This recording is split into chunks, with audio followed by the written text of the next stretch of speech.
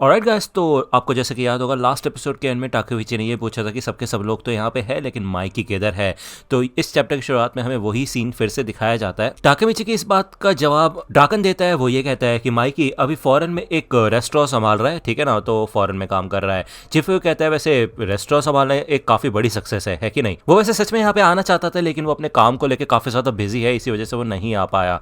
तो टाकेमिची कहता है ओह ये तो सच में काफी कमाल का है। तो ड्राकन कहता है हाँ वैसे माइकी सच में तुमसे मिलना चाहता था। जिसके बाद टाकेमिची और हीना यहाँ से जाने लगते हैं। टाकेमिची कहते हैं मुझे ऐसा लग रहा था कि यार कुछ बुरा हुआ होगा माइकी के साथ, लेकिन मुझे अच्छा नहीं लगा कि मैं आज उससे मिल नहीं पाया, बहुत ज्यादा ही बिजी हो चुका है कि नहीं, लेकिन फिर भी अच्छा है। हिनाटा कहती है हाँ बात तो सही है वैसे, लेकिन हम भी कुछ समय में बिजी होने वाले हैं काफी ज्यादा। अभी इस समय हम दोनों ही सबसे ज्यादा बिजी इंसान है, क्योंकि जून में मतलब 3 महीने बाद हमारी वेडिंग सेरेमनी होने वाली है। मैं काफी समय से इस पल का इंतजार कर रही थी, 12 साल बीत चुके हैं। तुमने अपना बेस्ट दिया टाकेमिची, सारे लोगों की जान बचाई और ये काफी बड़ी बात है। हम दोनों एक साथ हमेशा खुश रहेंगे। तो समझ गए ना, आज से हम काफी ज्यादा बिजी होने वाले हैं। पूरा सेरेमनी का खर्चा हमें उठाना है और बजट सच में काफी ज्यादा टाइट है और ड्रेस भी अभी तक रेडी नहीं हुई है। ये बोल के वो यहाँ से चली जाती है। टाकेमिची यहाँ पे काफी ज्यादा खुश होता है और उसके बाद वो यहाँ पे मित्सुया की शॉप में आता है। ठीक है, मित्सुया यही कहता है कि वैसे हिना-चैन एक काफी अच्छी खासी वाइफ बनेगी, है ना टाकेमिची। मैंने जब उसे ड्रेस का डिस्काउंट दिया था तो उसके पास बोलने के लिए शब्द भी नहीं थे और वो बस मना करती रही इस चीज के लिए। तो टाकेमिची कहता है कि अच्छा तो ये मित्सुया का ऑफिस है। अब यार ये बंदा जो है इसका हेयर स्टाइल काफी ज्यादा अलग है, मुझे नहीं पता ये मित्सुया है या नहीं। कंफर्मेशन दे देना कमेंट सेक्शन में अगर किसी को पता हो तो। ठीक है,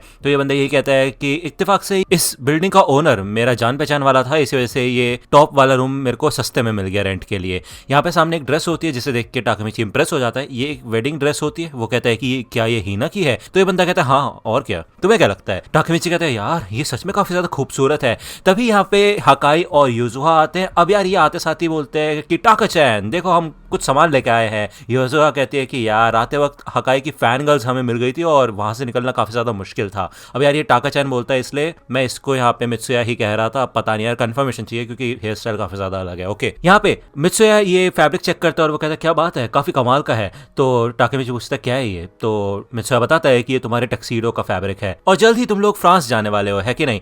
वहां पे जाके जरूर सोगो को ट्राई करना, वो सच में काफी कमाल का होता है। हकाई कहते हैं हाँ वैसे उनकी रेपुटेशन काफी ज्यादा अच्छी है, लेकिन फिर भी मैं उनके वहां का रामन तो बिल्कुल भी नहीं खाने वाला। युजुहा कहती है कि वैसे मुझे एक पेट चाहिए, तो मैं सोच रही थी कि मैं चिफुयो की शॉप में जाके एक पेट लूं। हकाई बताता है कि रिसेंट में अभी थोड़े समय पहले वो ड्राकन के बाइक स्टोर पे गया था और उसने वहां पे कुछ बाइक्स ट्राई की और वहां पे जाके उसको अपने पुराने दिनों की याद आ गई। मित्सुया कहता है कि हाँ वैसे उसकी बात करे तो मुझे भी पुराने दिनों की याद आ गई है, जब मैंने तुम्हारी यूनिफॉर्म बनाई थी। तो हाँ यार कंफर्म हो चुका है कि ये मित्सुया ही है, क्योंकि मित्सुया ने ही यहाँ पे टाकेमिची की टोमान की यूनिफॉर्म बनाई थी, याद होगा आपको, है कि नहीं? तो वो यही कहता है कि कुछ चीजें कभी भी नहीं बदलती।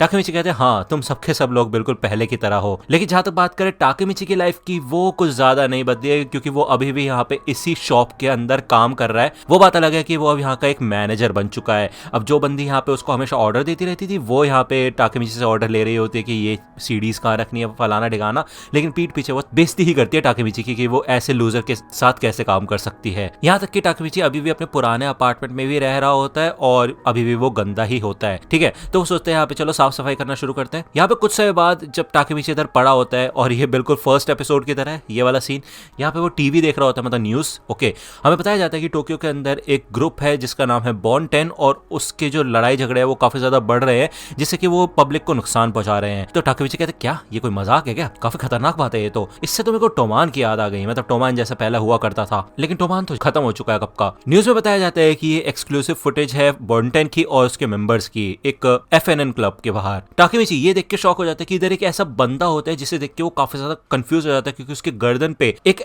टैटू का डिजाइन होता है। टाकेमिची कहता है ये व्हाइट बालों वाला आदमी। तो यहाँ पे बाद में वो जब हीना के साथ आता है तो वो यही सोच रहा होता है कि वो टैटू मार्क मतलब उसने कहीं ना कहीं तो देखा है। तो हीना कहती है तो मेरी बात भी सुन रहे हो? तो टाकेमिची कहते हैं हाँ हाँ हाँ वो ड्रेस है ना। तो हीना कहते हैं नहीं मैं सेरेमनी की रिहर्सल की बात कर रही हूँ। तभी यहाँ पे इन दोनों के ऑर्डर आ जाते हैं और ये काफी ज्यादा टेस्टी लग रहा होता है। तो टाकेमिची कहता है कि मेरा कौन सा है?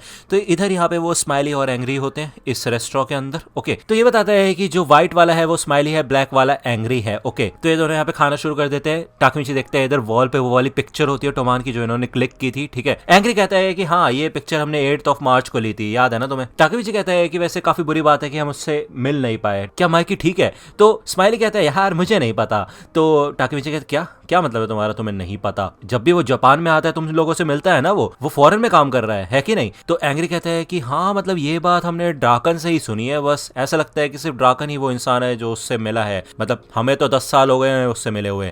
तो टाकेमिची कहते क्या मतलब, क्या तुम्हारा भाई 10 साल से ऊपर, मतलब इसका मतलब ये है कि यहाँ पे वो देखता है कि हिना के कान में एक इयरिंग होती है। इस इयरिंग से उसको याद आता है कि यार जो इजाना है वो एक इयरिंग पहना करता था और उसके ऊपर जो डिजाइन था वो ही उसके गर्दन पे बना होता है, ये जो बंदा जिसको उसने देखा था बॉन्टेन की गैंग के अंदर। टाकेमिची कहता है मेरे को समझ नहीं आ रहा है यहाँ पे हो क्या रहा है, लेकिन मेरे को काफी बुरी फीलिंग आ रही है इसको लेके। यहाँ पे वो खाने के लिए शुक्रिया अदा करता है और यहाँ से भाग जाता है। वो सोचता है कि मतलब 10 साल से इन लोगों का कांटेक्ट नहीं हुआ माइकी के साथ, ऐसा कैसे हो सकता है? मतलब यार ऐसा तो नहीं कहीं वो व्हाइट बालों वाला बंदा असलियत में माइकी ही हो। यहाँ पे वो ड्राकन के पास आ जाता है भाग के, ओके। और ड्राकन कहते हैं ओह टाकेमिची क्या हाल है तुम्हारे, और वैसे इतना चिल्ला क्यों और ये चेहरा क्यों बना रखा है तुमने? टाकेमिची कहता है कि वैसे मैंने न्यूज में एक इंसान को देखा जो कि कुरोकावा इजाना की तरह लग रहा था, कहीं ऐसा तो नहीं कि इजाना अभी तक जिंदा हो या फिर माइकी कहीं, तो क्या माइकी जिंदा है? तो ड्राकन यहाँ पे थोड़ा चुप होता है, फिर वो कहता है देखो यार माइकी ने ना हमें 12 साल पहले ही अलविदा कर दिया था। तो टाकेमिची समझ जाता है कि जब उसने टाइम ट्रेवल किया था और वो यहाँ पे वापस आया था तभी की बात है ये। ड्राकन बताता है कि उसे ये भी नहीं पता कि वो अभी जिंदा है या फिर मर गया। इन लोगों ने टाकेमिची से झूठ बोला जिससे कि वो अब खुशी की जिंदगी जी पाए। ड्राकन कहता है देखो चिफुयो पे गुस्सा मत होना, मैंने उससे बोला था कि मेरे प्लान में मेरा साथ देना, ठीक है? तो प्लीज यहाँ पे आप माइकी को ढूंढना बंद कर दो टाकेमिची। मैंने 12 साल पहले माइकी को देखा था और मैं तुम्हें बता सकता हूँ कि ये वो माइकी नहीं है जिसे हम जानते हैं। तो टाकेमिची इधर नाओटो से आके मिलता है और वो ये कहता है कि मुझे माफ करना नाओटो, मैंने तुम्हें काफी तकलीफ दी। तो नाओटो कहता है देखो यार माफी मत मांगो, तुमने मेरी जान बचाई है तो इतना तो मैं तुम्हारे लिए कर ही सकता हूँ। मैंने थोड़ी रिसर्च की है उस क्रिमिनल ऑर्गेनाइजेशन के बारे में जिसका नाम है बॉन्टेन, और वो जो व्हाइट बालों वाला बंदा था उसके बारे में भी। जापान की इस समय की सबसे घटिया क्रिमिनल ऑर्गेनाइजेशन है बॉन्टेन। गैम्बलिंग, फ्रॉडुलेशन, प्रोस्टिट्यूशन और मर्डर सब करते हैं ये लोग। ऐसा कहा जाता है कि जितने भी क्राइम्स है ना उन सबके पीछे बॉन्टेन का ही हाथ है। यहाँ तक कि पुलिस भी इनके बारे में कुछ इन्फॉर्मेशन नहीं निकाल पाई। अगर दूसरे शब्दों में कहा जाए तो ये बिल्कुल टोक्यो मांजी गैंग की तरह ही है, जैसे वो दूसरे यूनिवर्स में हुआ करती थी, आज उसकी जगह बॉन्टेन है। और बात करें अगर उस व्हाइट बालों वाले आदमी की तो वो उनका लीडर है। तो टाकेमिची कहता है कौन, कुरोकावा इजाना? तो नाओटो कहते हैं नहीं, कुरोकावा इजाना तो कब का मर चुका है, वो व्हाइट बालों वाला आदमी जिसको हम जानते थे द इनविंसिबल माइकी के नाम से, वही है बॉन्टेन का टॉप लीडर सानो मांजिरो। अब भाई ये सुनकर तो यहाँ पे टाकेमिची शॉक ही हो जाता है। दूसरा यहाँ पे हमें एक गैंग मेंबर का सीन दिखाया जाता है जो कि कुछ कैप्सूल्स इधर खा रहा होता है और 3 बंदों को मुंह बंद करके यहाँ पे बैठा रखा होता है, ओके। अब ये बंदा यहाँ पे चिल्लाता है और वो कहता है कि चलो फिर बॉन्टेन का आज जजमेंट होगा धोखेबाजों के खिलाफ। तो भाई इन बंदों की यहाँ पे फटी पड़ी होती है, तो ये बंदा आके कहता है चुप हो जाओ और माइकी की बातों पे ध्यान दो। यहाँ पे माइकी तो साइड में बैठ के कुछ खा रहा होता है, वही फिश वाले जो ये क्या होता है यार जो भी है। माइकी कहता है कि मार डालो इनको। यहाँ पे ये बंदा अपनी गन निकालता है और तीनों को गोली से मार डालता है और वो कहता है कि वैसे भी जो बॉन्टेन में फिट नहीं होते वो कचरा है, उनको हम बाहर निकाल के फेंक देते हैं। हमें बताया जाता है कि ये बंदा बॉन्टेन का नंबर 2 है, सांजू हारुचियो। तो इधर हमें सारे गैंग मेंबर्स का सीन दिखाया जाता है। नंबर 3 पे होता है काकुचो। काकुचो को हम जानते ही हैं। वो कहता है कि ये सारी की सारी डेड बॉडीज को यहाँ से क्लीन कर देना। मोचिजुकी कांजी इधर बॉन्टेन का एग्जीक्यूटिव बन चुका होता है। एक और एग्जीक्यूटिव होता है हाइटानी रैन और दूसरा एग्जीक्यूटिव होता है हाइटानी रेंडो, मतलब हाइटानी ब्रदर्स, ये दोनों के दोनों, ठीक है। इसके अलावा यहाँ पे कोकोनोई भी होता है, वो भी एग्जीक्यूटिव बन चुका होता है बॉन्टेन का, और एडवाइजर होता है आकाशी टोक्योमी। इसमें से हम ज्यादातर लोगों को जानते ही है कि नहीं। और लीडर होता है बॉन्टेन का सानो मांजिरो यानी कि माइकी, ओके। तो भाई ये सारी की सारी बातें सुनकर तो टाकेमिची शॉक हो जाता है और वो ये कहते हैं क्या उस क्रिमिनल ऑर्गेनाइजेशन का लीडर माइकी है? तो नाओटो कहते हैं हाँ इसमें कोई शक नहीं है। तो यहाँ पे टाकेमिची याद करता है कि वो माइकी जिसने टोमान को डिसबैंड कर दिया था और उसने खुद अपने मुंह से कहा था कि फ्यूचर को बचाने के लिए उसको ये सब करना पड़ा है और ये सबसे बेस्ट डिसीजन है आज तक का, जबकि माइकी के लिए सब कुछ था टोक्यो मांजी गैंग, फिर भी उसने उसको छोड़ दिया। यहाँ तक कि माइकी ने प्रॉमिस भी किया था कि वो 12 साल बाद जरूर मिलेगा टाकेमिची से, सिर्फ टाकेमिची से नहीं बाकी सबसे भी, इवन हीना से भी, और वो इन सबको प्रोटेक्ट करेगा ऐसा प्रॉमिस किया था। टाकेमिची कहता है हाँ मैं माइकी से नहीं मिला। तो नाओटो कहता है देखो यार टाकेमिची मेरी बात सुनो, तुम्हें समझ आ रहा है ना ये कितनी खतरनाक सिचुएशन सिचुएशन है, तुमने ये 12 साल को ज्यादा ही लाइटली ले लिए और अब मांजिरो वो इंसान नहीं है जिसको तुम जानते थे। तो टाकेमिची कहते हैं चलो फिर हाथ मिलाते हैं, मुझे पास्ट में वापस जाना है। नारुतो कहते हैं क्या बोल क्या रहे हो यार ये तुम। तो टाकेमिची कहते हैं देखो यार मैं माइकी को पास्ट में जाके मिलना चाहता हूँ, मुझे उसके असली इंटेंशंस जानने हैं। तो नारुतो कहता है यार अपने आप को संभालो, तुमने मेरी बहन को बचा लिया है, तुम्हारा गोल अचीव हो चुका है, बस बहुत हो गया। इस पूरे मिशन के बीच में तुम माइकी से मिले थे तो क्या फर्क पड़ता है कि उसके साथ क्या हुआ क्या नहीं, अभी प्लीज इस फ्यूचर में जीना शुरू कर दो टाकेमिची। तो यहाँ पे टाकेमिची याद करता है कि माइकी ने उसको कहा था कि टाकेमिची तुम मेरे हीरो हो, और ये बात उसको काफी इमोशनल कर देती है। वो कहता है कि मैं आज यहाँ पे मौजूद ही नहीं होता अगर माइकी नहीं होता मेरी जिंदगी में, तो प्लीज मैं जल्दी से जल्दी वापस आने की कोशिश करूंगा, मेरे से हाथ मिलाओ। तो नारुतो कहता है अच्छा अच्छा ठीक है, लेकिन जल्दी से जल्दी वापस आना, ठीक है ना। तो टाकेमिची कहता है हाँ जरूर, शुक्रिया नारुतो। तो नारुतो कहते हैं मैं तुमसे जीत ही नहीं सकता। ये दोनों यहाँ पे हाथ मिला लेते हैं और हमें दिखाया जाता है कि यहाँ पे कुछ भी नहीं होता है, ये दोनों के दोनों यहीं पे खड़े हुए होते हैं। ओके, टाकेमिची पूछते हैं कि हम टाइम लिप क्यों नहीं कर पा रहे, क्या हो गया यहाँ पे अब। तो नारुतो कहता है सोचने दो जरा। टाकेमिची कहता है रुको, क्या तुम्हें पता है इसके बारे में कुछ नारुतो। तो नारुतो कहते हैं देखो टाकेमिची, ऐसा लगता है कि मेरे अंदर ना ज्यादा कुछ मोटिवेशन है नहीं इस फ्यूचर को चेंज करने की। इन शॉर्ट बोलूं तो मेरे हिसाब से सारे गोल्स कंप्लीट हो चुके हैं, तो मेरे अंदर इच्छा ही नहीं है टाइम लीप करने की, इसी वजह से शायद तुम नहीं कर पा रहे हो। मतलब ये बस मेरी एक थ्योरी है। ऐसा लगता है कि जब तक हमारे अंदर बिल्कुल स्ट्रॉन्ग विल ना हो तब तक हम पास्ट को चेंज नहीं कर सकते। तो टाकेमिची कहता है क्या मजाक कर रहे हो क्या तुम मेरे साथ। टाकेमिची यहाँ पे चिफुयो के पास आता है और चिफुयो कहता है अच्छा तो तुम अब टाइम ट्रेवल नहीं कर सकते। मतलब वैसे तुमने हीना को तो बचा ही लिया है ना, तो ठीक है फिर काम तो हो ही चुका है। तो टाकेमिची कहता है यार चिफुयो मैं सच में वापस जाके माइकी से मिलना चाहता हूँ और उससे थोड़ी बात करना चाहता हूँ, तुम्हें कुछ पता है ना इसके बारे में। चिफुयो बताओ मेरे को क्यों ऐसा हुआ कि माइकी ईवल बन गया, मतलब उसने कुछ तो बिहेवियर दिखाया होगा जिस वजह से ऐसा कुछ हुआ है। तो चिफुयो कहता है देखो यार माइकी एकदम से गायब हो गया और मैंने भी उसके बारे में रिसर्च करना शुरू की थी, उसे ढूंढना शुरू किया था, लेकिन अंत में मैं उसके बारे में कुछ भी पता नहीं लगा पाया था, इसी वजह से मैं यहाँ पे हूँ। ऐसा लगता है कि माइकी जिस रास्ते को ढूंढ रहा था वो उसी रास्ते पे निकल चुका है, वो अपने तरीके से जी रहा है, इसी वजह से मैंने भी अपना रास्ता चूज किया और मैं आगे बढ़ा और अपनी जिंदगी को जी रहा हूँ। ठीक है, अब यहाँ पे साइड में काजुटोरा भी होते हैं, वो ये सारी बातें सुन रहा होता है। तो चिफुयो कहता है देखो यार अब तुम बच्चे नहीं हो टाकेमिची, तुम और हीना तुम्हारी दोनों की जिंदगी में एक काफी इंपॉर्टेंट पल आने वाला है और तुम्हें खुशी के रास्ते पे जाना है, तो उसी रास्ते पे आगे बढ़ो टाकेमिची। तो टाकेमिची यहाँ से जाने लगता है।